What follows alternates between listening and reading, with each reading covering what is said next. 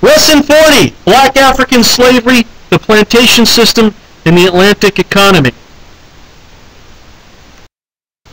Okay, so before the 18th century, there's little stigma to slave owning or trade, and this starts on page 523 in your book, by the way. Slavery is been long practiced in the Mediterranean. Very long time. I mean, the Roman Empire was really good at slavery. 1453, the Ottomans forbade white slave exportation from its territories. Your book set mentions that, doesn't go into a whole lot of detail on that. I think I'm going to look up and get into the whys and wherefores for that one of these days. The Portuguese began to import African slaves from the Canary Islands and West Africa as a result, partly, I assume, because the Ottomans stopped selling them white slaves. And in the 16th century onward, slave labor was fundamental to society and economy in Europe and in European colonies.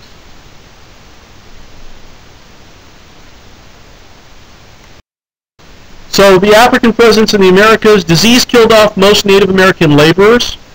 The Spanish and Portuguese turned to African slave labor. They had all these farms they wanted to grow stuff on, and they needed workers. So Africans replaced Native Americans because Africans had the immune systems that could handle it, and because the West African slave markets already existed. European capitalists wanted to keep European labor in Europe. They're already using it there, right, for the most part, so they need more labor. The other cool thing about African slaves compared to Native American slaves is that African slaves already had a lot of skills that were needed on farms. For instance, knowledge about how to work iron and things like that. Now, the English will also eventually turn to African slave labor. So these are the reasons, economic reasons, to enslave people. And I think another reason why Africans are used in slavery by Europeans is because Africa is close to Europe. It's something obvious people don't think about.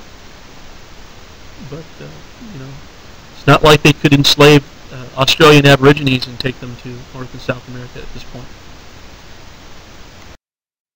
So sources of African slaves. West African slave markets existed from Sengambia to Angola. And if you're wondering about Sengambia, it's Senegal and Gambia and all that stuff on the West African coast. And slavery had long been practiced in Africa.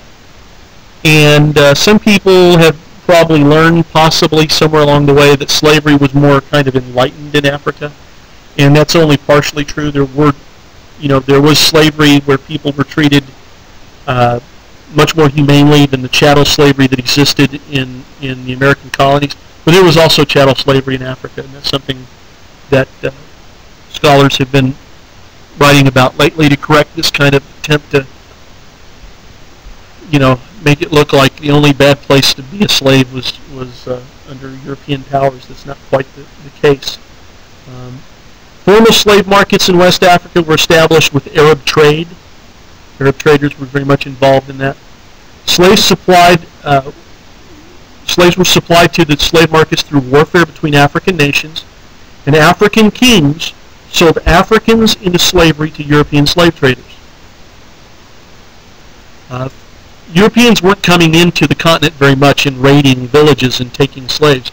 They were going to African towns and cities and buying them from African leaders.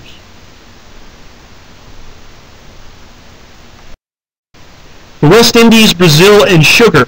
Most slaves were imported to the Caribbean and Brazil.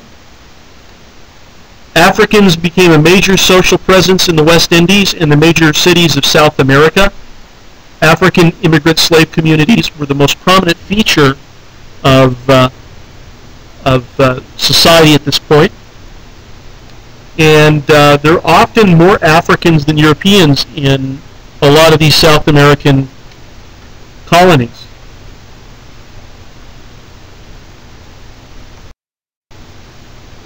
So the African slave-based plantation economy in 13 colonies, the Caribbean and Brazil.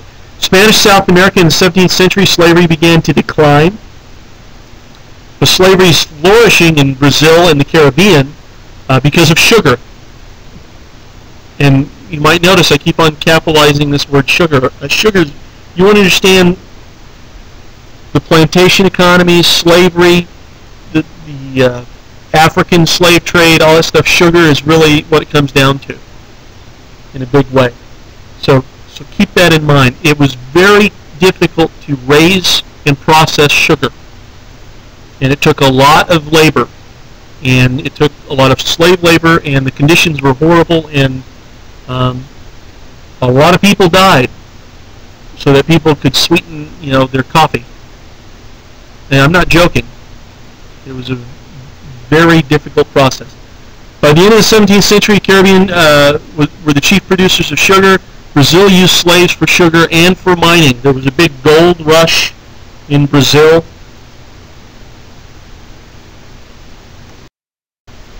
In the 18th century, there were as many as 20,000 slaves a year coming across the Atlantic. By 1725, the population in Jamaica was made up 90% by black slaves. New African slaves often outnumbered the present slaves of African descent. There were low fertility rates. In other words, slaves were not reproducing a lot in Spanish colonies or Portuguese colonies. There's a high death rate due to disease, overwork, and malnutrition, especially in the West Indies and Brazil, which is primarily about sugar. In the 18th century, there would be an enormous new African presence in the Americas as a result of the slave trade.